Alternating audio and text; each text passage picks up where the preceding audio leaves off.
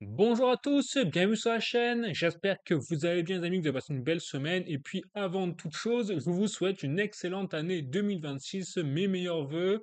Bien sûr, plein de bonheur, de la prospérité, hein. Forcément, on a une chaîne en plus sur la finance, surtout la crypto-monnaie. Donc, j'espère que 2026 sera fructueux, hein. Clairement, je vous le souhaite pour tous. Clairement, et bien sûr, il n'y a pas que l'argent dans la vie, loin de là, au contraire.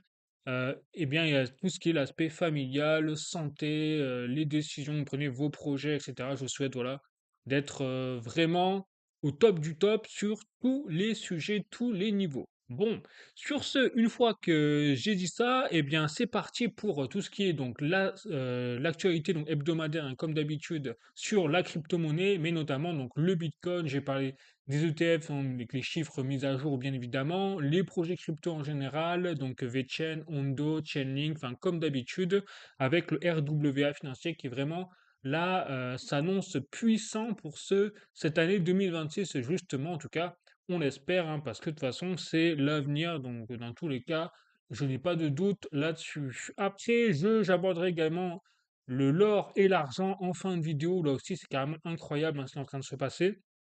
Toutes les semaines, on en apprend toujours plus, un feuilleton qui est en train vraiment de nous dérouler là sur un tapis rouge, l'or, l'argent, surtout l'argent là en ce moment, parce qu'il y a encore des nouveautés qui sont sorties, notamment avec des différences de prix, enfin ça c'est un truc de fou, entre les continents maintenant, donc l'Asie a son prix au niveau de l'argent, je vais bien sûr vous détailler ça en fin de vidéo. Nous, l'Occident, on est sur le COMEX et donc la LBMA, donc on a aussi un cours de l'argent précis, enfin bref, je vais vous expliquer tout ça, mais les différences quasiment de x2 d'un continent à l'autre. Bon. Donc, l'argent est en train de nous passer un message tranquillement, là, tout doucement, c'est que c'est le bordel, hein, c'est clair. Bon, ça, c'est pas nouveau, mais à ce point-là, c'est quand même du jamais vu, même quand c'était en 1900 et quelques, on a vu la grosse crise, là aussi, une explosion de l'or et de l'argent à l'époque. Bon, donc on est vraiment dans un changement, clairement, même de paradigme économique. C'est visible de plus en plus sur la valeur des métaux précieux bruts. Bon, sur ce, bah, écoutez, j'espère que voilà, vous allez bien. Je vous souhaite encore mes meilleurs vœux et puis on va attaquer directement la vidéo. C'est parti.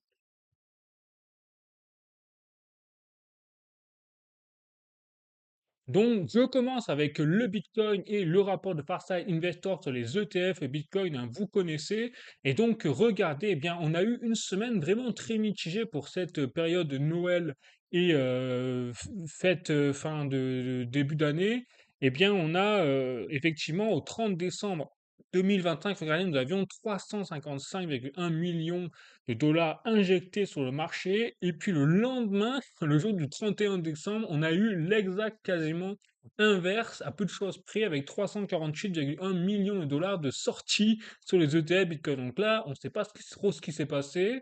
Il faudra voir un petit peu à l'avenir, mais en tout cas, on a vraiment eu la razzia sur cette journée-là. Donc on a annulé carrément le retour en force de Bitcoin du 30 décembre 2025. Bref, après, on reste toujours sur, en fait, un peu un équilibre à 56,59 milliards de dollars sur les ETF Bitcoin Spot, donc ça reste extrêmement, extrêmement positif sur les totaux, les capitaux massifs injectés depuis le début sur les ETF Bitcoin Spot. Donc très loin d'être la fin du monde hein, sur le Bitcoin. C'est pareil à peu près pour Ethereum, hein, je vous montre, on est aussi plus dans le rouge. Et puis on a eu vous voyez, le 30 décembre, pareil, 67,9 millions de dollars injectés sur le marché des ETF Ethereum Spot. Et le lendemain, 31 décembre, c'est la fête. Hein, soyons fous. Et donc, on a fait sortir 72 millions de dollars de capitaux des ETF sur Ethereum. Mais malgré cela, on reste toujours à un beau 12,34 milliards de dollars injectés sur les ETF Ethereum. Bon, c'est quand même pas rien. Et on est très loin de retomber même en dessous des 10 milliards pour les ETF Ethereum. Donc c'est loin d'être la panacée ou le bear market ou la fin sur ces chiffres-là, en tout cas mathématiquement.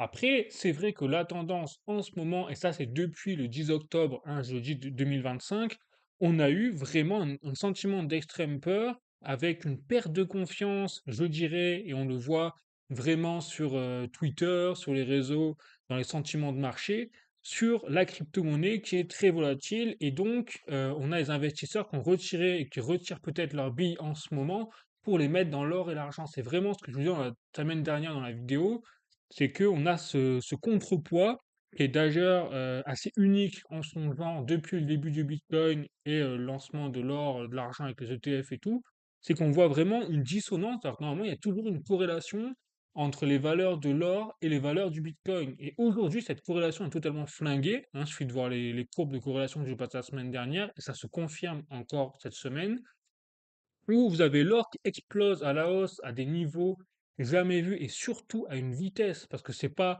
forcément le prix de l'or qui est inquiétant, je dirais même, parce que c'est pas normal hein, ce qui se passe au niveau de l'or. C'est plutôt la vitesse à laquelle il atteint ce prix-là, parce que l'or, sur le long terme, il est destiné à exploser, à monter effectivement au fur et à mesure que les monnaies fiduciaires s'effondrent. Parce que c'est pas vraiment l'or qui augmente, je rappelle, en valeur, c'est en fait les monnaies fiduciaires comme l'euro, le dollar, etc., qui se cassent la figure, et comme on les mesure ben, de l'or par rapport à l'euro, par rapport au dollar, on a l'impression que c'est l'or qui monte, alors que c'est pas vrai réellement en fait.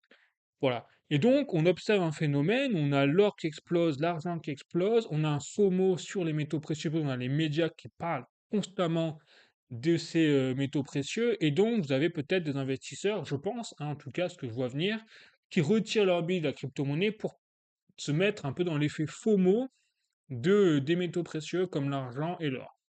Voilà. Je pense que c'est aussi simple que ça, mais encore une fois, ça ne peut être que temporaire, parce qu'à un moment ou à un autre, c'est toujours une affaire de cycle, et donc il y a un moment où on aura bah, de la correction sur l'or et sur l'argent. Pas encore, je pense qu'on a encore quelques temps devant nous avant de voir un top sur l'or et l'argent, parce qu'on voit que au niveau géopolitique, c'est toujours le bordel. C'est une catastrophe. Donc, tant que c'est très déstabilisé au niveau mondial, en tout cas, sur le plan économique, comme c'est que les dettes, etc., je pense que l'or et l'argent ne vont pas corriger massivement d'un coup. Faire un moins 10%, ça c'est oui, tout à fait jouable. Moins 20%, d'accord, mais après un moins 50%, je ne pense pas on arrive à ce niveau-là sur l'or et l'argent, surtout qu'on a l'argent qui est poussé par la pénurie. Voilà. Donc là aussi, il y a tout cet aspect-là à prendre en compte. Mais malgré tout, je pense que la liquidité, bah, à un moment, il y aura des investisseurs qui vont vouloir prendre des profits sur l'or et l'argent et ils vont les déverser, bah, pas 36 000 endroits, il y aura le marché boursier, mais il y aura aussi le Bitcoin et les crypto-monnaies. Voilà. Donc je pense qu'aujourd'hui, si on se pose la question comment ça se fait que le Bitcoin et les altcoins sont ont sous-performé ce bull run, alors je pense qu'on est, personnellement, j'ai déjà donné mon avis, et je rappelle, je ne suis pas un conseiller financier ni en investissement, hein. Je rappelle, je peux me tromper, bien évidemment. Je donne mon avis, et mon avis personnel aujourd'hui, c'est que nous sommes encore en bull run, parce que tout le circuit de liquidité qui ont fait les bull run et les marchés baissiers par le passé, notamment au niveau des banques centrales, etc., qui ont injecté de l'argent sur les marchés, a totalement changé en termes de temporalité. Et en plus, souvenez-vous, il y a 4 ans, le cours de l'or et de l'argent, il ne bougeait pas à ce point, il n'y avait pas de volatilité sur l'or et sur l'argent tel qu'on a connu aujourd'hui, tel qu'on connaît aujourd'hui. Donc tout ça fait que il y a un peu un brouillard, je pense, sur le Bitcoin et sur les altcoins, et qui va quand même se dissiper à un moment ou à un autre. Et là, à ce moment-là, il y aura augmentation de liquidité, se déverseront sur les crypto-monnaies. Bon. Donc en attendant, faut être patient. Voilà, faut être patient, c'est le maître mot, je pense. Et là, je regarde Solana. Donc Solana, c'est là où c'est étonnant. Solana ne connaît pas la crise. Solana continue d'attirer les capitaux des investisseurs institutionnels, puisque là, vous voyez, on a encore une semaine vraiment dans le vert, même le 31 décembre, tant que Bitcoin et Ethereum se prenaient la tempête de neige, eh bien Solana, lui, a eu la période soleil vraiment printanier. Et donc là, vous voyez, on a 765 millions de dollars de capitaux injectés au total sur Solana. Donc c'est modeste, mais ça reste une pente progressive hein, pour Solana. Et donc, je continue, toujours avec le Bitcoin, Ethereum, etc. Là, j'ai un article de cryptost.fr. Ethereum, les transactions quotidiennes affichent un nouveau record supérieur à 2021. Donc, c'est là où je vous dis, il faut vraiment se pencher aujourd'hui, prendre du recul par rapport au prix des choses, hein, des actifs, et plutôt se focaliser vraiment sur les fondamentaux. Et les fondamentaux, c'est quoi? Ben, c'est première chose, c'est l'utilisation notamment de la blockchain. Et là, Ethereum, eh bien, vous voyez, on a atteint un nouveau record de transactions quotidiennes. Et là où c'est intéressant, c'est que c'est supérieur à celle de 2021, c'est-à-dire quasiment au moment où on avait le bull run de 2021. Voilà. Donc, c'est la dernière mise à jour, surtout d'Ethereum, qui semble avoir convaincu les utilisateurs de cette blockchain emblématique. Parce que souvenez-vous que le problème majeur d'Ethereum, c'était vraiment les frais de gaz, où à un moment, on avait des frais qui étaient plus importants que la transaction. Alors, je vous dis pas le délire, hein. On en était là à un moment. Donc, avec les dernières mises à jour qu'ont mis en place les développeurs sur la blockchain d'Ethereum, eh bien, on a des frais de gaz maintenant qui sont corrects, qui tournent autour de plutôt quelques centimes. Donc, je pense que tout ça fait qu'on a en train de préparer un essor, un tremplin explosif pour l'adoption massive de la crypto-monnaie dans les années qui viennent. Et Ethereum, eh bien, est le premier leader au niveau smart contract adoption là-dedans, aux côtés de Bitcoin, bien évidemment. Mais Bitcoin, c'est plutôt la réserve de valeur numérique maintenant, au même titre analoguement que que l'or physique. Voilà, donc je continue. Donc pour vous dire, les choses sont très positives sur le fond, hein, c'est ça qu'il faut retenir. Ethereum, donc cointribune.com, Ethereum établit un record historique de déploiement de smart contracts. Ça aussi, c'est hyper intéressant. Pourquoi? Parce que les smart contracts, je vous rappelle, c'est tout ce qui fait derrière les algorithmes indexés sur les dApps, notamment, donc les applications DeFi, mobile, tout ce que vous avez dans ce genre de grandeur, avec l'intelligence artificielle au milieu. Et donc, ben, qui dit déploiement de smart contract dit en fait explosion de l'activité de développement, d'utilisation d'Ethereum avec les utilisateurs à la clé qui vont utiliser les applications, les smart contracts, etc. Donc, autrement dit, on est vraiment en train d'assister à une explosion tout simplement des métriques on-chain de Ethereum en termes d'utilisation fondamentale. Et c'est ça qui me fait dire personnellement, alors, je vais vous dire une chose, moi, je ne suis pas fan d'Ethereum à la base. Je l'ai dit plusieurs fois dans mes vidéos, tout simplement parce que j'ai toujours été freiné à cause de la technique d'Ethereum. Et pour vous dire, moi, quand je suis rentré sur Ethereum, justement, je m'étais tapé un frais de transaction à 200 dollars pour une transaction de 50 dollars. Ça m'avait calmé, mais je veux dire, à un niveau psychologique, ça m'a même traumatisé. Voilà. Donc, si je vous dis ça, c'est pour le coup vraiment en toute objectivité quand on voit les métriques, donc si je me dis à mon émotion, à mon instinct, j'ai dit non, Ethereum, faut pas y aller parce que je vais me taper encore 200 dollars enfin 200 euros de frais de transaction pour 50 euros en fait de montant à déplacer. Mais aujourd'hui, c'est plus le cas. Et donc, ça a changé, la technique a changé, et forcément, eh bien, ça attire les investisseurs et en masse, et notamment au niveau institutionnel. C'est ça qu'il faut regarder, je pense, de très près, plutôt que les prix qui, forcément, en ce moment, si on devait se baser sur les prix, bon, bah, il faudrait faire l'actif, en fait, presque. Bon, je continue maintenant au niveau de cryptost.fr, et c'est là où on voit que font les institutionnels toujours, les baleines, en fait, dans le marché crypto, eh bien, elles achètent, elles continuent d'acheter du Bitcoin et des actifs crypto. Parce que là, Tether achète 780 millions de dollars de Bitcoin. Je ne sais pas si vous vous rendez compte quand même, un appétit démesuré, je pense que le terme est vraiment correct. Tether continue d'accumuler du Bitcoin. Le géant des stablecoins vient de valider un achat là, début 2026 de 780 millions de dollars. Donc, on est en train d'assister à une razzia réelle de Bitcoin. Et donc, quand je dis qu'il n'y aura pas assez de Bitcoin pour tout le monde aujourd'hui, c'est que imaginez si une seule entreprise comme Tether régulièrement injecte donc des millions, des milliards de dollars tout simplement pour acheter du Bitcoin. Et ça, ce n'est pas la seule entreprise, il y en a encore plein d'autres. Vous voyez, c'est ça qui est hyper intéressant au niveau du Bitcoin. Donc, je continue, cette fois, je passe donc toujours cointribune.com. Binance annonce un tournant majeur pour la crypto en 2026. Alors ça, c'est intéressant, parce que donc, je vous rappelle, un Binance Crypto Exchange numéro 1 mondial avec plus de 300 millions d'utilisateurs. Et donc, ils ont en gros fait leur entrée donc début 2026 en faisant leur pronostic un petit peu sur qu'est-ce qui va changer et qu'est-ce qui va se passer pour la crypto-monnaie en 2026. Et eux, ce qu'ils voient venir, notamment, c'est le co-CEO de Binance, hein, donc c'est Yi qui a dévoilé un peu sa vision des choses. Et donc, c'est qu'ils anticipent une expansion crypto, donc inévitable, grâce aux forces économiques donc émergentes et surtout les réglementations convergentes des États. Et donc, il y aura une infrastructure en fait durable qui va s'ancrer sur la crypto dans la finance mondiale. Et ça rejoint quoi? Ça rejoint en fait la tokenisation des actifs. Tout simplement, c'est le RWA. Voilà. Donc, c'est vraiment selon si je traduis en fait ce que dit Binance, et notamment donc Yi, le co-CEO de Binance, c'est vraiment la tokenisation des actifs qui pousse aujourd'hui donc toute la finance traditionnelle à se moderniser et à rejoindre l'écosystème DeFi et crypto pour simplifier tous les leviers d'action et tous les outils de trading, notamment les actions boursières, etc.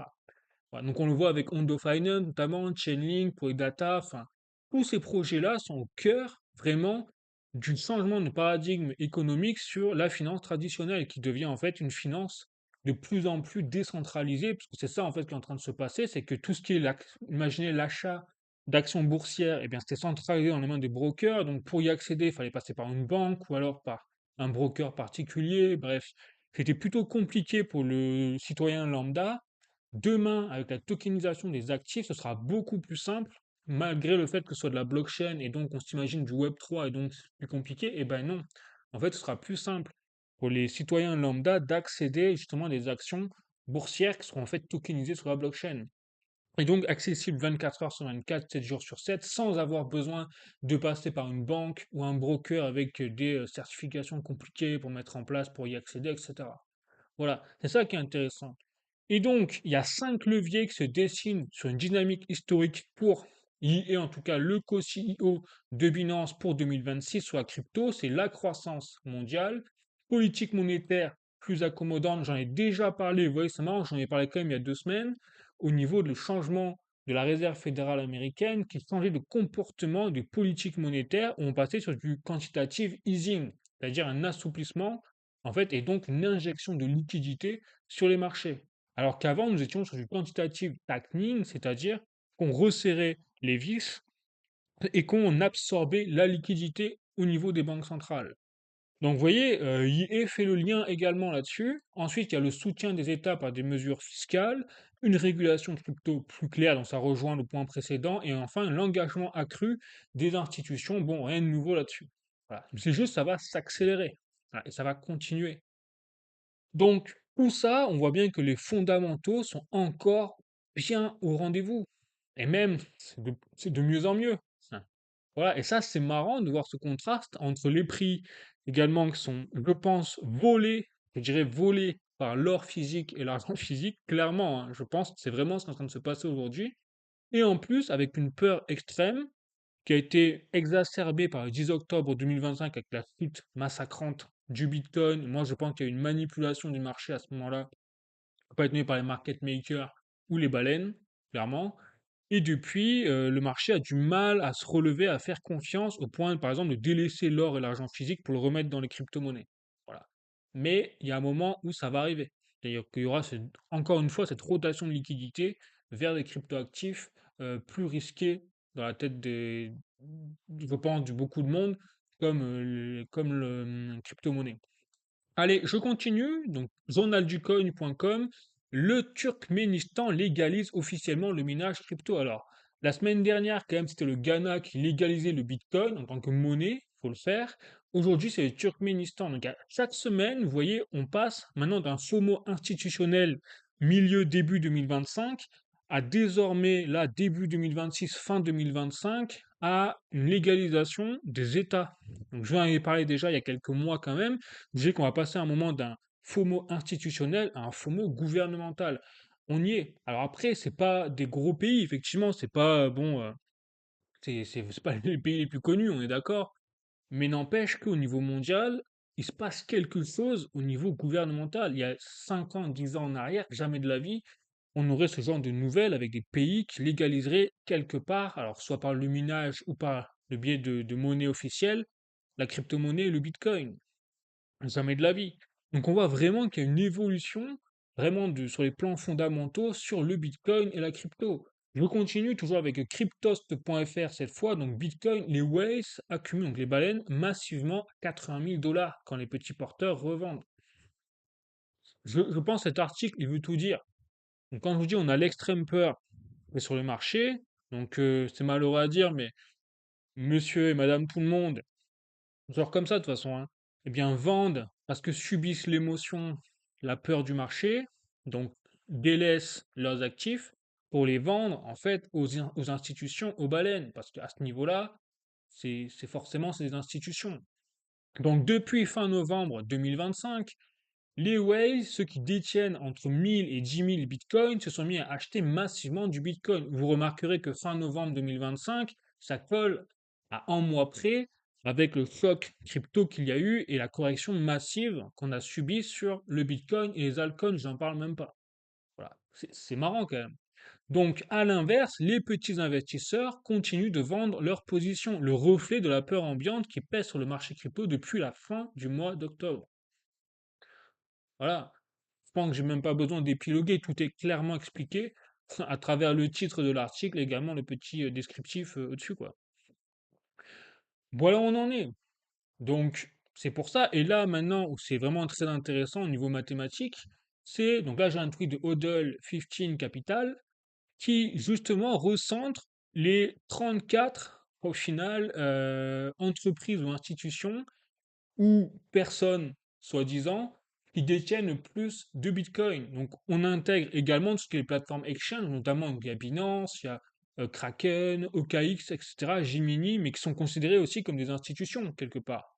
Donc, les plateformes exchange. Et il faut savoir donc que vous avez 34 institutions qui détiennent 40% de tous les bitcoins existants. Alors, en premier lieu, vous avez Satoshi Nakamoto, mais bon, Satoshi Nakamoto, donc le fondateur anonyme du Bitcoin que personne connaît, et que je pense beaucoup de gens pensent qu'il est mort, hein, parce que bon, pour être anonyme pendant jusque-là, c'est qu'il s'est passé quelque chose, donc il y a beaucoup de spéculation là-dessus. Mais en tout cas, les Bitcoins du portefeuille de Satoshi Nakamoto n'ont jamais bougé depuis le lancement, depuis le début. Et donc, c'est le portefeuille le plus gros au monde que vous avez. Après, vous avez les bitcoins qui sont encore à miner. Parce que je rappelle que sur les 21 millions de bitcoins, eh bien, il y a encore exactement 1 030 000 bitcoins qui ne sont pas encore mis en circulation. Et donc, les mineurs doivent aller chercher pour les mettre en circulation. Il en reste 1 030 000. Et après, tout, littéralement tout le reste, c'est bah, pour le coup des entreprises, des institutions. Et donc vous avez bien sûr BlackRock, Coinbase. Déjà, vous avez les plateformes exchange Coinbase avec 948 000 bitcoins. Vous avez les ETF Bitcoin de BlackRock, donc avec 770 792 bitcoins dans leur coffre. Stratégie, donc de Michael Saylor, donc ça c'est une entreprise, avec 672 497 bitcoins. Vous avez une plateforme DeFi avec des pools de liquidités. Donc là, c'est Wrapped Bitcoin. Ensuite, vous avez Bitfinex. Après, vous avez le gouvernement des États-Unis. Donc là, on retrouve des gouvernements, hein, pas rien. 327 770 Bitcoin. Fidelity, on retrouve encore un ETF. Ah, donc là, vous notez que dans le top 34, la majorité, c'est des institutions et des entreprises américaines. Voilà. Et après, vous avez quand même Upbeat à la Corée du Sud et le gouvernement britannique avec en 20e position avec 61 245 bitcoins. Et loin derrière, vous avez Metaplanet avec une compagnie, une entreprise japonaise quand même dans le lot. Voilà. Mais donc 40% de tous les bitcoins sont là-dedans. Je ne sais pas si vous réalisez quand même le délire. Donc imaginez dans 10 ans, dans 15 ans, ils seront, enfin, on sera où? Enfin, il n'y aura pas assez de Bitcoin pour tout le monde. C'est ça que ça veut dire, en fait. Voilà, parce que là, je ne compte même pas. Après, là, je compte que il y a que 34 institutions, gouvernements, etc. Mais après, il y a les top 100 de toutes les entreprises, au final, qui sont pas là. Et il y a encore des entreprises qui possèdent du Bitcoin. C'est-à-dire que là, en fait, plus de 50% des Bitcoins existants sont dans les mains d'institutions, déjà. Voilà, ça devrait interpeller sur le choc de liquidité qui va un jour ou l'autre arriver, tôt ou tard, c'est sûr. Et à ce moment-là, ben, on le sait déjà, on a l'exemple parfait, c'est l'argent physique. L'argent physique, choc de liquidité, explosion nucléaire. Voilà. C'est- on le voit en cours en temps réel. Et donc, je vais en parler après de l'argent physique, parce que encore une fois, c'est incroyable ce qui est en train de se passer sur l'argent physique. Voilà, j'en parlerai en détail en fin de vidéo. Donc maintenant, je passe à VeChain, les amis, mais vous avez compris que moi, pour le Bitcoin, je reste totalement bullish. Donc après, court terme, personne ne peut dire si ça va vers le haut, vers le bas, il peut y avoir des corrections. Bon, Donc là, on est autour des 90 000, 80 000 dollars. Bon, on n'est pas à l'abri qu'il y ait une correction de 40 000 jusqu'à 40 000 dollars, de 50%. C'est tout à fait possible. Tout à fait possible, mais sur le moyen long terme, bon, vous avez compris qu'avec le choc de liquidité, c'est juste mathématique, en fait. Il n'y aura pas assez de Bitcoin pour tout le monde, donc le prix est destiné à aller vers le haut, un peu à l'image du modèle stock to flow de plan B, mais avec une temporalité peut-être un peu plus longue que lui, ce qu'il avait prévu sur son schéma. Voilà, pour les personnes qui ont suivi le plan, le schéma de plan B, qui connaissent, savent de quoi je parle. J'ai présenté la semaine dernière, donc si vous voulez aller voir la présente vidéo pour voir un peu de quoi je parle, n'hésitez pas.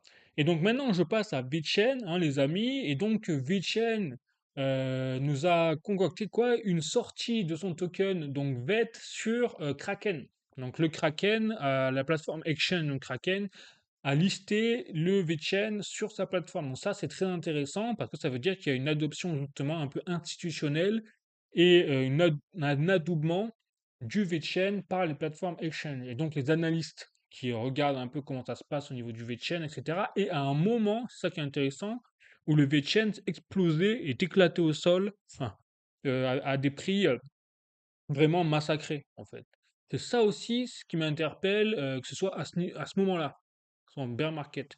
Donc, les fondamentaux de VeChain attirent quand même les regards des institutions professionnelles, entre guillemets.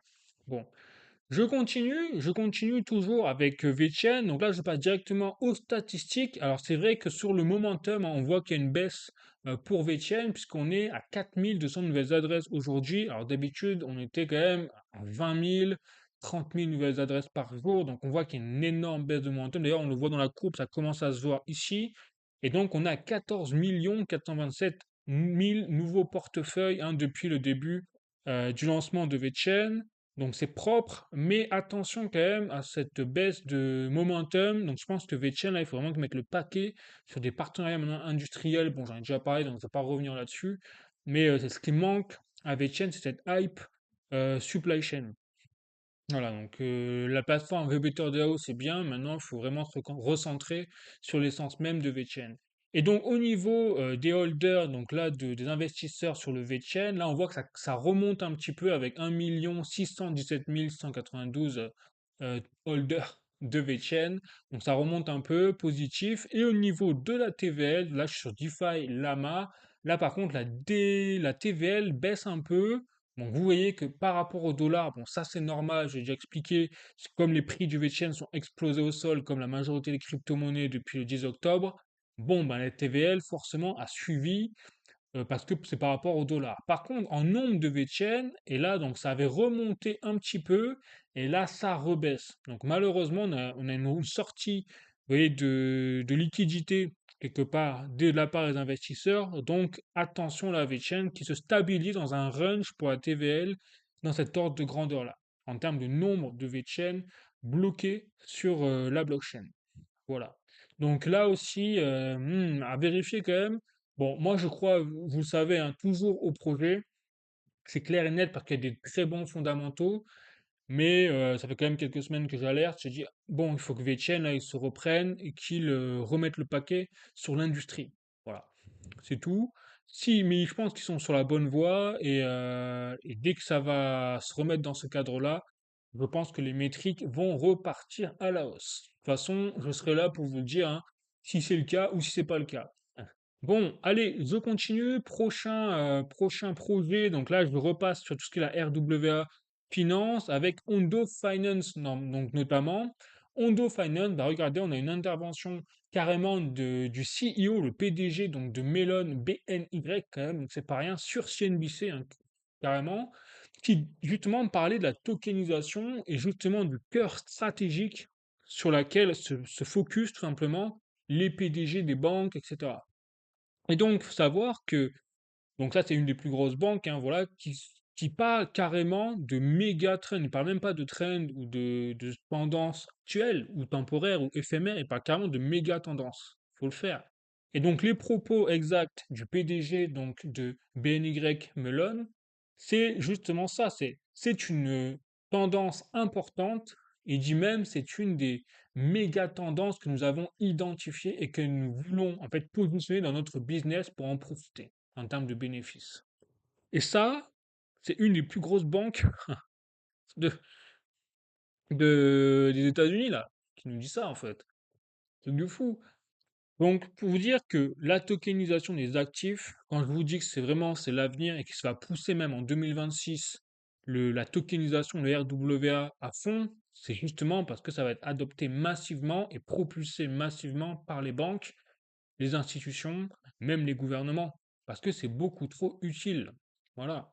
Et donc, Hondo Finance, eh bien, est parfaitement positionné pour bénéficier de cette vision-là et de cette méga tendance, puisque ils ont déjà, rien que sur 2025, fait augmenter les actions tokenisées en termes d'adoption de fois 25.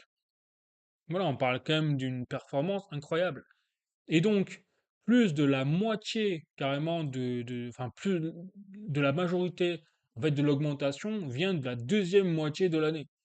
Donc à partir de septembre en fait. Moi je fais le topo. C'est à partir de septembre 2025 qu'on a une énorme explosion de l'adoption des actifs tokenisés sur Ondo. Même en général, mais bon, comme le Ondo Global Market, ce qui capitalise 70% du marché du RWA tokenisé, bon, on a compris qu'en fait tout vient d'Ondo, quoi. Voilà. Donc c'est pas rien. Et effectivement, ben, on le voit très bien ici. Donc la direction est claire. 2026 appartient à la tokenisation des actifs tokenisés, mais également du reste. Il n'y a pas que les actions boursières à tokeniser, on l'avait compris. Il y a les data, il y a plein de choses. Donc au niveau de la TVL de Hondo, bon, eh bien, écoutez, c'est pas compliqué. Ça continue d'augmenter là. Alors là, il y a un tout petit creux de marché là aujourd'hui, au 2 janvier 2026. Donc on est stabilisé. Mais globalement, la TVL d'Hondo, voilà, j'ai jamais vu une TVL aussi puissante, quels que soient tous les projets confondus, hein. Même les projets Bitcoin, XRP et tout, ont pas une TVL, si vous allez voir, hein, aussi régulière au niveau de l'augmentation. Vous avez toujours normalement une baisse assez prononcée à un moment donné, qui est corrélée au prix également. Et bien là, malgré la baisse de Hondo au niveau des prix, c'est ça qui est fort. Eh bien, par exemple, vous avez vu que VChain a chuté au niveau de la TVL en termes de dollars. Bon, eh ben, TVL de VChain, elle a été corrélée au prix par rapport au dollar, donc elle a chuté également. Mais là, malgré la chute des prix en dollars de Hondo, vous avez la TVL qui continue de monter.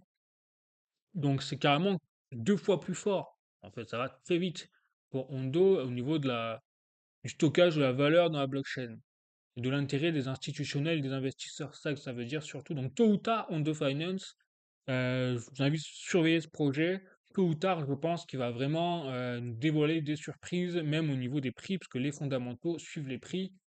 euh, enfin, les prix suivent les fondamentaux plutôt. Voilà, je vais m'en sortir. Voilà, donc c'est ma conviction personnelle. Et donc là, maintenant, je passe à Chainlink. Donc Chainlink domine le marché de la finance on-chain, hein, clairement. Et effectivement, ils ont fait un récapitulatif de toute l'année 2025 en termes de métriques. Et en fait, tout est extrêmement explosif pour Chainlink. Donc, je rappelle qu'au niveau de Chainlink, déjà, tout ce qui est... Alors, on ne parle pas de TVL avec Chainlink, c'est un peu particulier parce que c'est au niveau des data. Donc Chainlink, c'est plutôt ce qu'ils appellent les transactions value enabled, c'est-à-dire qu'ils ont rendu possible, entre guillemets, pour d'autres acteurs. Et donc là, on parle quand même d'un marché de 27,4 trillions de dollars. Après, c'est cumulé, bien évidemment, depuis 2022, mais voilà, on voit que la courbe ne fait qu'augmenter au fur et à mesure du temps. Même chose pour tout ce qui est les messages vérifiés, un peu à l'image du réseau Swift bancaire, hein, mais là sur une autre démarche, puisque c'est carrément des données vérifiées on-chain, plutôt que alors, le réseau Swift bancaire, c'est des messages financiers. En fait, c'est des transferts d'argent. Voilà. Ils appellent ça des messages financiers.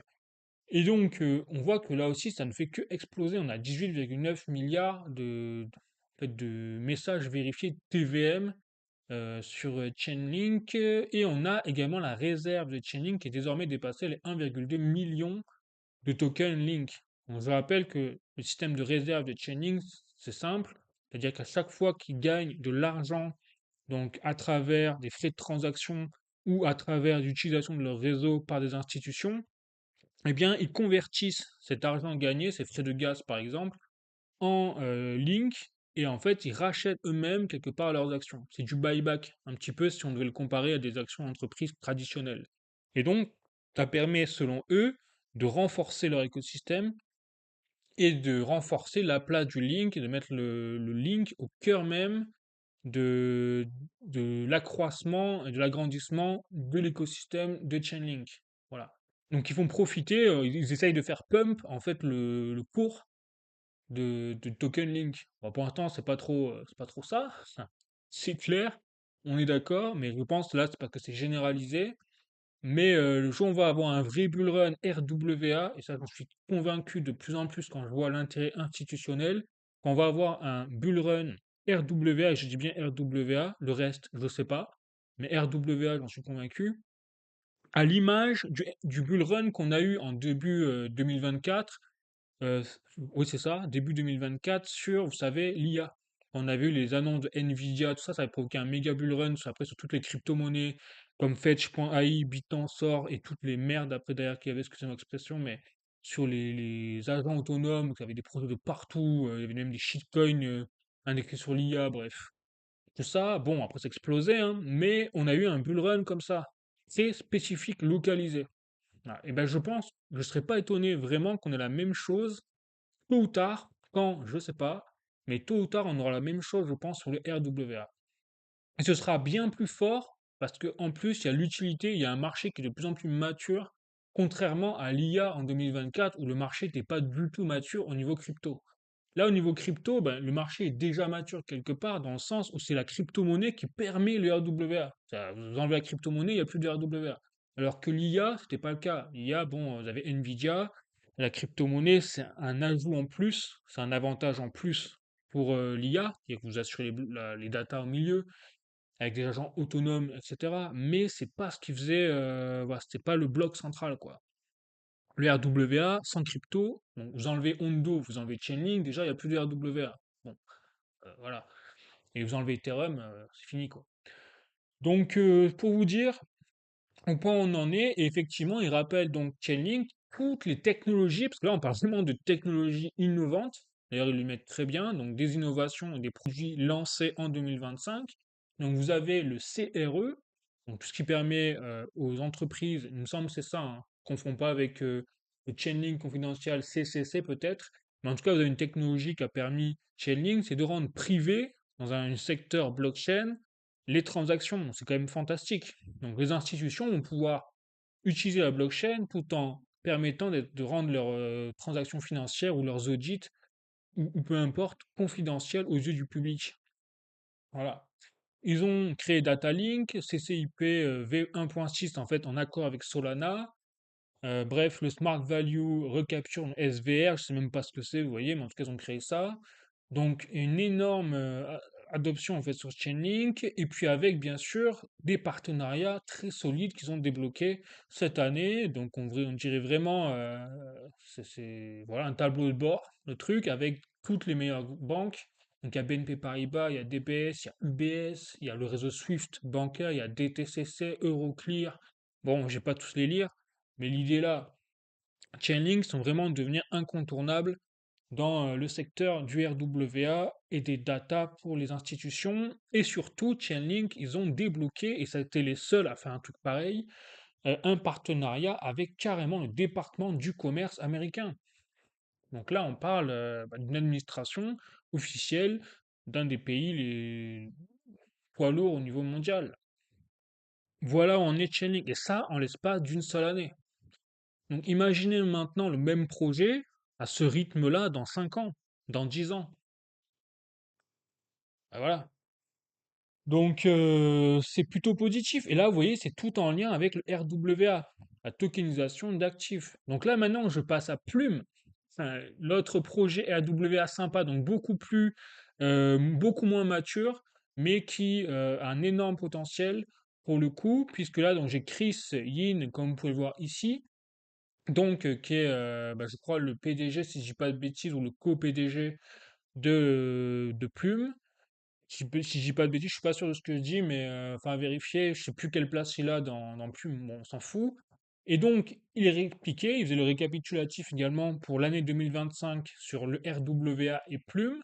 Et donc, on parle quand même au niveau du RWA d'une augmentation de 3,5 en termes de valeur, donc bloquée, puisqu'on est à partir de 5,5 milliards à 18,8 milliards. Donc, souvenez-vous, je vous ai fait le RWA.XYZ, on est effectivement dans cet ordre de grandeur, on est même encore plus haut désormais, que ce que j'ai mis à jour entre-temps. On a une augmentation du nombre de holders qui est passé à x7, puisqu'on est passé de 88 000 holders début 2025 à désormais 580 000 holders. Là aussi, c'est pas à jour. En fait, on a désormais atteint les 600 000 holders. Je vous montrerai après sur awa.xyz. Et surtout, eh bien, au milieu, on a Plume Network qui a désormais plus de 280 000 holders de RWA sur son écosystème, sur un total de 600 000 holders. Donc, on est à 46-45% de part de marché. Après, attention quand même, parce qu'on était à un moment à 60% de part de marché. Là, vous voyez que Plume se fait grignoter sur ce terrain-là, petit à petit. Donc, pour ça, je vous dis à surveiller quand même sur l'avenir de ce projet par rapport aux concurrents. C'est quand même mastodonte, mais après le reste, très rassurant quand même. Pourquoi? Parce qu'ils ont assuré le plus gros déploiement de Apollo Global avec 50 millions de dollars, donc c'est quand même pas rien. Ils ont un des plus gros déploiements de Wisdom Tree, donc carrément Wisdom Tree, bon, ça rigole pas, avec plus de 14 fonds différents. Ils ont obtenu, et c'est un des rares, je crois même que c'est le seul projet à avoir atteint un niveau de catégorie lourd auprès de la SEC, c'est-à-dire le gendarme boursier américain, où en fait ils sont carrément un agent de transfert américain, donc ils ont obtenu la licence pour ça, donc c'est du délire, enfin, pour un projet crypto, c'est du délire, et tout ça en l'espace de 6 mois. Et oui, parce qu'ils sont sortis cette année en fait. Donc pour un projet qui est aussi peu mature en termes de temps, le nombre de choses qu'ils ont débloquées à une échelle de grade institutionnel, c'est carrément impressionnant. C'est un exploit hein, à ce niveau-là. Et puis c'est pas fini, ils ont aussi Plumasia, alors ça j'ai même pas vu passer le truc, qui sont déployés, j'ai rien compris. Bon, voilà, donc encore d'autres partenariats qui ont débloqué, et puis surtout effectivement ils ont le deuxième plus gros marché du RWA-FI. Alors effectivement c'est les seuls qui ont inventé un peu ce marché-là avec le premier, donc c'est Ethereum je pense, sur tout ce qui est les assets, les actifs de Nest Credit au niveau même du rendement, du yield sur le RWA. Voilà, donc c'est assez incroyable ce qu'ils ont créé quand même en si peu de temps. Donc là aussi, projet à surveiller en termes de maturité sur la temporalité, mais en tout cas en termes d'utilité, de ce qu'ils ont débloqué déjà, ça reste très impressionnant, donc très positif. Et donc maintenant je passe à rwa.xyz et donc je mets à jour ouais, les données, notamment pour Plume. Et donc c'est vrai qu'au niveau des metrics, à part le represented asset value, le reste on est plutôt dans le rouge, notamment les stablecoins, j'en parle même pas, ils se sont fait dérouiller la figure pêcheur au niveau du stablecoin. Là, ils sont à moins 76,62% au niveau des volumes de transfert d'un mois sur l'autre sur le RWA, mais également sur les stablecoins. Et après, ils ont gagné quand même un peu plus de parts de marché de RWA, parce que, en termes de détenteurs de RWA, puisqu'ils ont là à 283 453 détenteurs de RWA sur leur écosystème. Et pareil, ils ont une augmentation du nombre de holders de stablecoins, qui sont à 151 260 holders. Voilà, et ils ont également 199 comptes de RWA, donc là aussi ça augmente parce que beaucoup de projets tournent autour de 10, 20, 30 comptes de RWA, donc beaucoup moins que plus. Voilà. Mais après, à surveiller la tendance pour voir si quand même les metrics, bah, au fur et à mesure, vont pas se faire grignoter et absorber en fait par les concurrents, notamment comme Ethereum, etc. Donc ça, c'est vraiment le bémol, enfin le point de vigilance que je mets sur ce projet. Mais sinon, vraiment, ils explosent quand même pas mal de choses à eux tout seuls, qui représentent encore quand même malgré tout. Ils sont les premiers, donc premier projet, hein, même devant Ethereum, tout projet confondu, à avoir le plus de détenteurs de RWA au sein de leur écosystème. Bref. Allez, je continue. Et effectivement, quand on fait le comparatif avec le Global Market Overview sur le RWA, eh bien, on est tout en positif quasiment, à part la valeur totale au niveau du stablecoin. Puisque là, regardez, on est en tombe de détenteur de RWA, on est à 600 665, donc on voit qu'on a plus 7,82%. La represented asset value, on est à plus 5,11%, donc 434,29 milliards de dollars.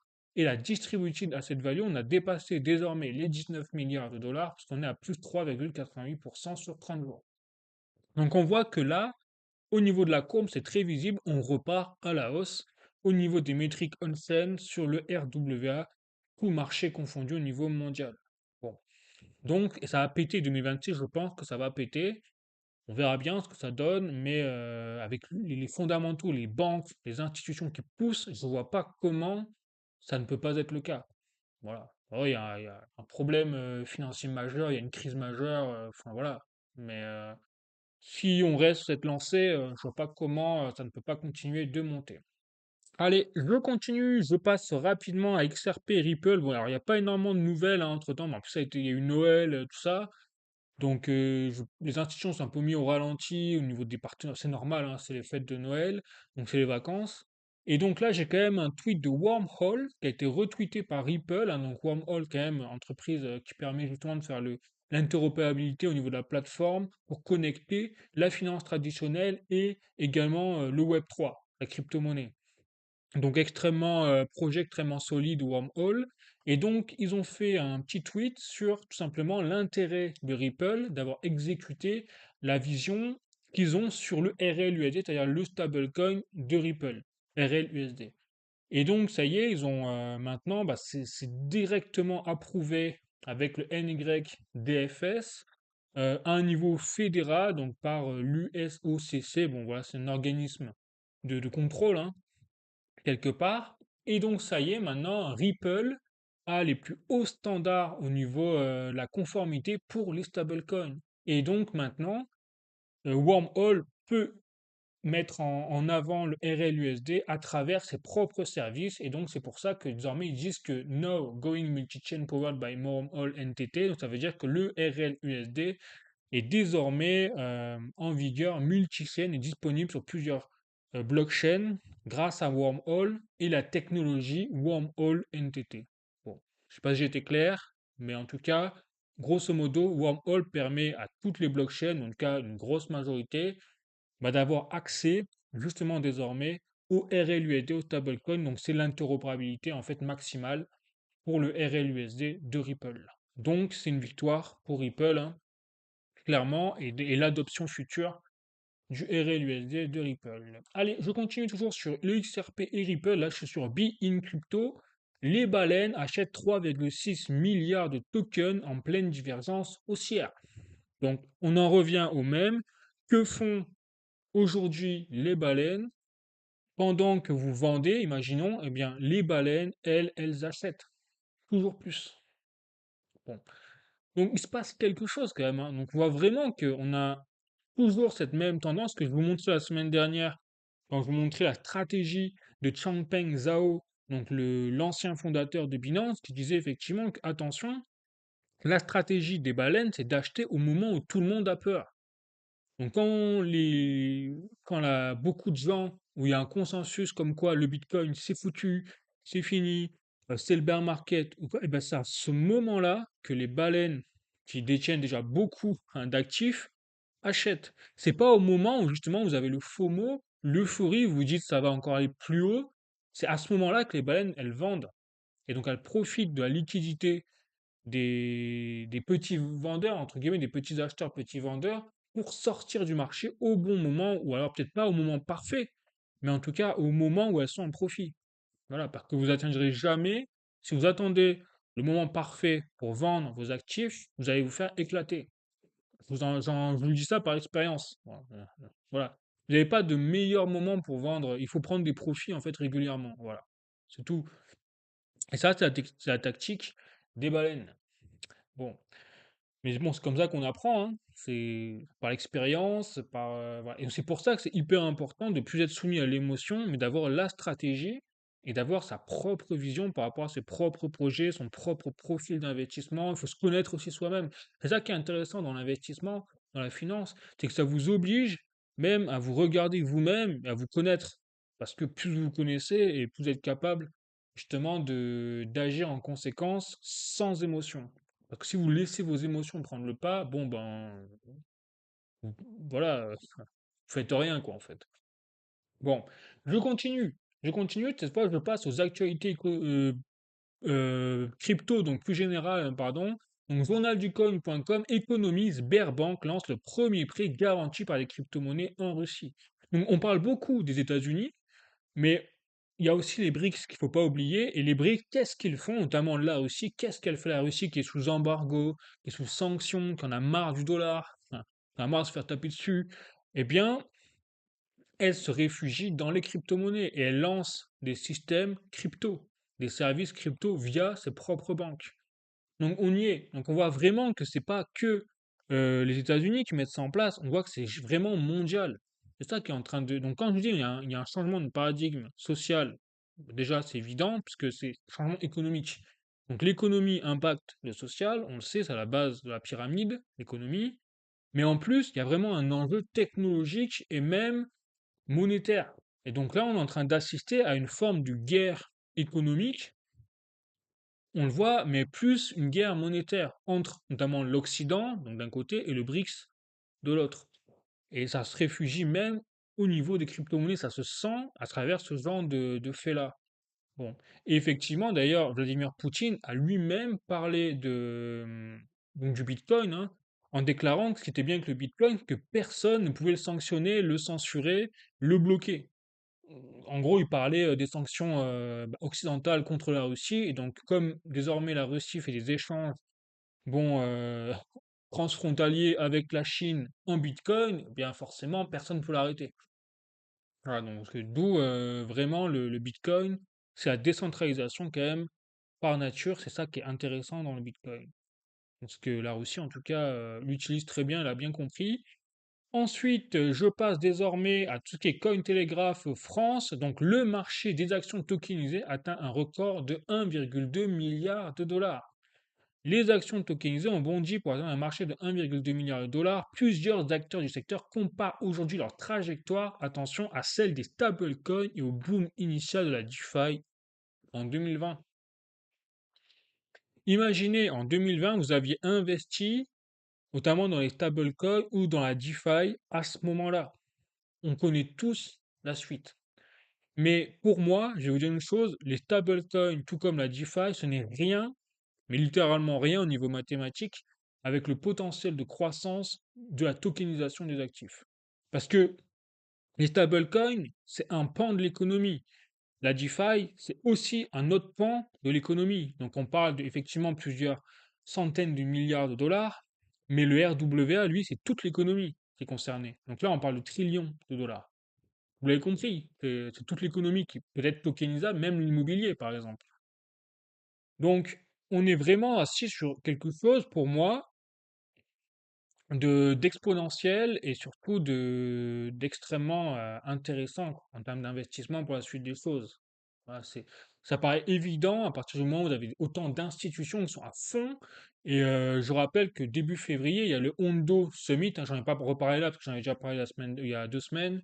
Mais la semaine prochaine, je referai le point sur le Hondo Summit, c'est-à-dire que c'est le sommet organisé par Hondo où vous aurez absolument, je crois qu'il n'en manque pas un seul, vous aurez tous les institutionnels mondiaux, en tout cas américains les plus gros. Donc il y aura réseau Swift bancaire, il y aura BlackRock, il y aura Fidelity, tous les gestionnaires d'actifs les plus gros au monde, bah, ils seront là. Voilà, il y aura même des banques, on a vu françaises, donc il y aura même des, donc 2026, pour moi, ça va vraiment être la folie au niveau du RWA, bear market ou pas bear market, je précise. Voilà. Bon, ce sera tout pour la crypto-monnaie, hein, vous avez compris, mais enfin, plus bullish que moi, je suis désolé, mais bon, voilà. Et après, je reste mathématique, hein, je vous dis ça, pas ça parce que c'est mon nez qui le dit, non, non, c'est parce que c'est mathématique et surtout, il y a des fondamentaux qui avancent à grande vitesse sans forcément qu'on le voit. Pourquoi? Parce que la majorité des yeux sont tournés vers les prix des actifs, mais ce n'est pas les prix des actifs qui font les fondamentaux. C'est l'inverse, je rappelle. C'est pour ça que quand je vois les fondamentaux qui galopent à aussi grande vitesse, bah, personnellement, je suis confiant pour la suite des choses. Tout simplement parce qu'un jour, les prix ressembleront aux fondamentaux qui sont de plus en plus solides sur le marché des crypto-monnaies, mais surtout du RWA. Voilà, je vous parle même pas du reste. C'est pour ça que je ne parle même plus du métaverse, ce genre de choses, parce que ça sert à rien. Le narratif aujourd'hui, le majeur, c'est le RWA. Et après, si vous voulez, vous avez aussi l'IA. C'est plus risqué en termes crypto, mais l'IA reste là. Mais pour moi, c'est même plus le narratif par excellence. L'IA, c'est vraiment le RWA, quoi. Tu sais, je peux me tromper, hein, et je ne dis pas que j'ai la science infuse hein, non plus. Voilà, c'est juste, n'hésitez pas à me dire vos avis en commentaire. Puis même, ça m'aiderait. Si je me plante, dites-moi pourquoi, ça m'aiderait. Bon, allez, je continue. Cette fois, j'ai passé à l'or et l'argent. Et là, vous voyez, on va aborder un sujet quand même intéressant, même au niveau de pourquoi on n'est plus dans un cycle, notamment mondial, de liquidité normal, entre guillemets. Donc, je passe déjà, je vous rappelle les prix quand même cette semaine. C'est assez intéressant parce que là, on a le cours de l'or, vous voyez, sur Bullion by Post. Cette semaine, le cours de l'or, quand même, alors il a baissé un peu, mais je rappelle que la semaine dernière, l'or a atteint quand même un plus haut de 125 831 euros. 125 831 euros. Il nous a battu un nouveau record pour Noël, en gros, le jour de l'an. Allez, voilà. Et ensuite, bon, il y a une correction, hein, c'est péter la figure. Ah, quand je dis péter la figure, je suis méchant, hein, mais c'est pas vraiment ça, parce qu'il est passé de 125 000, c'est juste que pour de l'or, c'est impressionnant. Pour avoir une variation de volatilité d'une semaine sur l'autre de moins 3,98% sur l'or, c'est du jamais vu. Normalement, c'est ce qu'il fait sur une année, ça.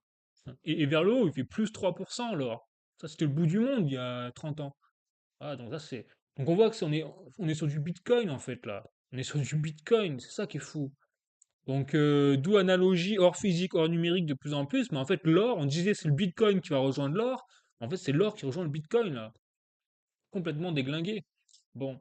Et donc, vous voyez, on est actuellement autour des 118 748,78 euros. Donc là, on est vendredi soir. Donc je pense que là, dans une heure, à minuit, ils vont clôturer les marchés. Et donc, on va être vers ces ordres de grandeur pour le week-end. Bon, voilà. Donc c'est vraiment une très belle performance, hein, parce que je rappelle, 118 748 euros, c'est vraiment très fort pour l'or.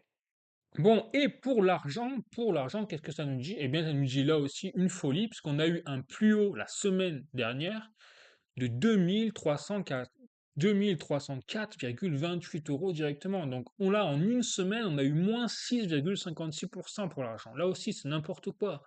Volatilité comme ça, c'est du jamais vu sur l'argent. Or et argent. Et là, on est retombé, hein, entre guillemets, on est retombé à 1992, bon, en gros 2000 euros, 2000 euros le kilo. Bon, il y a un mois, on est à combien? Il y a un mois, on va rigoler. Ouais, il y a un mois, nous étions à 1559. Donc en un mois, on a pris 500 euros de performance, c'est-à-dire un 23,64% en un mois sur l'argent. Et donc, là où c'est intéressant maintenant pour la suite des choses, et je vais mon avis pour la suite des choses, parce que là, j'entends déjà les discours, c'est foutu pour l'argent. L'argent a fait son pic à 2000, machin, on plie bagage, on rentre chez nous, terminé, au revoir. Bah écoutez, moi je vais vous donner une autre chanson, et je vais vous expliquer pourquoi je vous donne une autre chanson sur l'argent, en tout cas sur l'argent. Après, l'or, bon, c'est autre chose. Mais sur l'argent, là, j'ai un tweet de or.fr très intéressant qui explique juste les chiffres mathématiques de qu'est-ce qui se passe au niveau de la production minière. Bon, en gros, je vous parle juste là de la liquidité, l'offre et la demande, hein, rien de plus simple. Donc, l'offre mondiale d'argent produite par les mines affiche un déficit croissant. Mais ça, c'est pas nouveau. Ce que je vous disais, ça date déjà 2020. Voilà, depuis 2021, en fait, plus précisément, on a un problème d'approvisionnement de l'argent au niveau mondial. Donc, le déficit d'approvisionnement est comblé par l'argent contenu dans les coffres de la LBMA et du COMEX, qui sont en train d'être vidés là actuellement. Le déficit du marché se creuse chaque année. Vous le voyez effectivement, et ça, on n'a pas les chiffres là de 2024-2025, mais on les aura l'année prochaine. Eh bien, on est quand même, vous voyez, sur 2021 et 2022, c'est un massacre. C'est un massacre. Enfin, au niveau de la liquidité. On est où là? Donc, forcément, c'était écrit que l'argent, à un moment ou à un autre, allait pulvériser tous les records. Et là où ça devient très intéressant, c'est ça. Là, vous voyez, je suis sur un article de Silver Academy, donc c'est en anglais parce que en France, enfin, je sais pas, je veux pas critiquer les médias français, c'est pas mon rôle, c'est un autre débat, mais on n'a aucune info, en fait. C'est quoi? Voilà, et c'est pas étonnant qu'on ait aucune info réellement. Pourquoi? Parce que si donner l'info, ce serait le bordel. En fait, on a une divergence de prix au niveau de l'argent. Alors là, on parle en dollars et on parle en onces. Vous voyez? Donc de 130 dollars par once. Donc je rappelle que en Europe, on est autour, là, en Occident, on est autour des 80 dollars l'once pour l'argent. Donc, on a en fait 130 dollars à Tokyo, c'est-à-dire que les Japonais, pour une once d'argent, ils payent 130 dollars. En Occident, aux États-Unis, disons, ça paye 75 ou 80 dollars la même once. Le même, il y a pas de différence de pourcentage, hein, c'est l'argent pur. Bref. Et Dubaï, c'est dans les 110 dollars. Donc, pour la première fois depuis très très très longtemps, on a carrément une divergence de prix au niveau mondial. Donc en fait, qu'est-ce qui se passe? Et là, c'est là où ça devient intéressant, c'est que ça explique pourquoi on a toute une partie de la planète où de l'argent, une once qui est au-dessus des 100 dollars, et pourquoi nous, l'Occident, on est les seuls pignoufs à avoir de l'argent à moins de 100 dollars. Tout simplement, c'est très simple, c'est parce que l'Occident, qui est gavé de dettes, qui est gavé, qui fonctionne qu'à la dette, bah nous, qu'est-ce qu'on a fait? On s'est basé, ce que je vous disais déjà il y a 2 semaines, sur les contrats futurs, les contrats à terme, tout ça. Donc ça veut dire que nous, on fait plus circuler de l'argent illiquide qui n'existe pas que de l'argent physique réel. Donc aujourd'hui, on a plus quasiment de volume. Alors, je dis peut-être une bêtise dans le sens où on n'a peut-être pas plus de volume d'argent illiquide. Voilà, mais en tout cas, on a une énorme partie des transactions qui se font entre banques, interbanques européennes ou américaines ou enfin occidentales, qui sont sur de l'argent qui n'existe pas en fait. Donc tant que on avait les banques qui jouaient le jeu, bon bah ça passait, parce que tout le monde faisait confiance, donc bah tu prends ça, toi t'as pas d'argent, moi aussi, donc bon on s'en fout, on se fait ça, et puis en fait c'est du trading, voilà, presque comme des ETF, on va dire, hein, je vulgarise la chose. Mais aujourd'hui, le problème, c'est que vu que la bulle CME, la bulle contrat à terme, etc., futur a explosé, eh bien, tout le marché, donc du coup, se repose maintenant sur l'argent physique. Donc la Chine, l'Asie, le Japon, où eux, ils basent surtout le physique, eh bien, c'est bon, c'est pour ça qu'il y a un prix qui tourne autour de l'argent physique. Mais nous, en Occident, ben, on a des banques qui utilisent tous les leviers de contrats futurs encore et l'argent un peu illiquide, tous ces leviers-là pour essayer de supprimer au maximum les prix de l'argent. Donc on voit vraiment on a une surutilisation des leviers totalement bidons en Occident comparé au reste du monde. Voilà. Et c'est pour ça que pour l'instant, et je dis bien pour l'instant, en Occident, on arrive à comprimer les prix de l'argent, mais ça va pas durer longtemps. Enfin, compris, parce que c'est pas viable en fait le système. Donc, je pense, ça va péter. Je pense que l'argent, on n'a pas encore tout vu là. Pour ces raisons-là, tout simplement, parce que déjà, je vous ai montré la courbe précédemment, il n'y a pas assez d'argent pour combler la demande. Et encore, ça, c'était en 2022, mais c'est encore pire. 2023, 2024, c'est encore pire, parce que la demande en argent a augmenté très fortement depuis 2022, à cause de l'intelligence artificielle, de la guerre, hein, bien évidemment, parce qu'en 2022, c'était le début de la guerre Russie-Ukraine, mais entre-temps, bah, je peux vous dire que l'argent dans les missiles, les machins et tout, bah, ça continuait d'envoyer. Les panneaux solaires, il y a une augmentation énorme du marché du narratif panneaux solaires. Peut-être on n'entend pas trop parler en Europe, en tout cas aux États-Unis, ça bombarde, au niveau mondial aussi. Donc tout ça fait que on a de plus en plus de mal à fournir de l'argent. Et donc les coffres de la LBMA et du COMEX ne seraient pas étonnés même qu'ils soient vidés aujourd'hui, clairement. Donc bon, donc quand je vois une concession comme ça des prix de l'argent, qu'on est passé de 2300 là, et qu'après on s'est tapé un moins 6% sur en fait une journée, bon, eh bien ça s'appelle de la manipulation du marché par le système occidental, parce que ailleurs, on a encore une augmentation des prix de l'argent. Voilà. C'est là où c'est intéressant. Bon, donc, personnellement, alors après, je vois, j'ai pas la science infuse, j'ai pas capacité de lire l'avenir, mais en tout cas, mathématiquement, aujourd'hui, les choses me font dire qu'on n'est pas au bout de l'augmentation des prix de l'argent. Donc, de l'or, je ne sais pas, parce que ça dépend des banques centrales, j'ai pas les chiffres, et puis les banques centrales, généralement, ne me disent pas à l'instant T qu'elles vont acheter tel stock d'or, etc. Mais tant que le système est un peu bancal au niveau géopolitique, de toute façon, l'or est destiné à monter. Après, c'est à vous de voir pour l'or un peu votre vision des choses par rapport à tout ce que je vous ai cité, et par rapport à la géopolitique mondiale. Il y a plein d'événements en cours. Mais l'argent, en tout cas, par contre, ça, je suis plus enclin à dire vraiment, ça va monter, quoi, plutôt que baisser. Bon. Après, rien ne vous empêche, si vous avez de l'argent, de prendre des profits déjà. 10%, 20%, enfin comme vous voulez, mais déjà ça a bien monté. Là, on a fait une performance, on a fait 164% de performance sur une année. Enfin, prendre un peu de profit, c'est pas déconnant non plus. Voilà.